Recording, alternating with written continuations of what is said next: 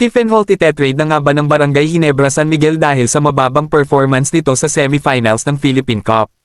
At San Miguel Beermen kukuhanin na ba ang championship ngayong araw kontra sa TNT Tropang 5G? At sa wakas Jason Brickman maglalaro na sa Meralco Bolts sa next conference ng PBA, at bago tayo magsimula huwag kalimutang mag-subscribe at like para lagi kang updated sa mga latest upload natin.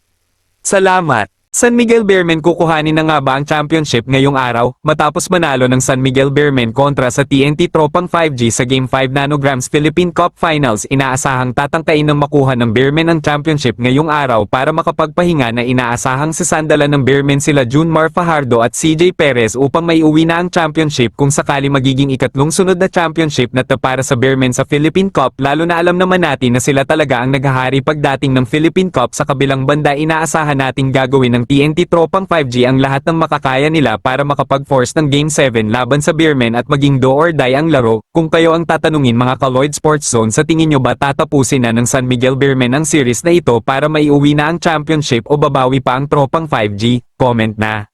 Sa kabilang balita, Stephen Holt gagawing asset ng Ginebra sa trade para makuha si Calvin Abueva. Napapabalita ang mga rumors na gagawing trade asset ng Barangay Ginebra si Stephen Holt para makuha ang serbisyo ni Calvin Abueva sa Titan Ultra. Kung titingnan natin ang naging performance ni Stephen Holt last semifinals, bumaba talaga ang laro nito, kaya masasabi nating malaki talaga ang posibilidad na gawing pang trade asset ng Ginebra si Stephen Holt para makuha si Calvin Abueva na alam naman nating gusto na matrade at makaalis sa Titan Ultra. Kung kayo ang tatanungin mga ka-Lloyd Sports Zone, papayag kaya na i-trade ng Ginebra si Stephen Holt para makapalit ni Calvin Abueva? At kung sa tingin nyo mga ka-Lloyd Sports Zone, maging fair naman kaya ang trade rumors na ito?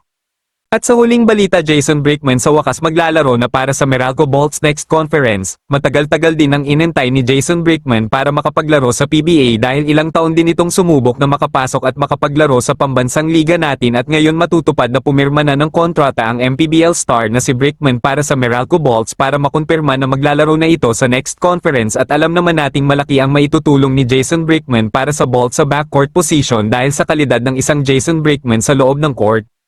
Bago matapos ang ating video, huwag kalimutang mag-subscribe at like para lagi kang updated sa mga latest upload natin. Salamat! Shoutout nga pala sa ating 6,730 na subscribers. Maraming salamat sa patuloy na pagtangkilik sa ating mga video.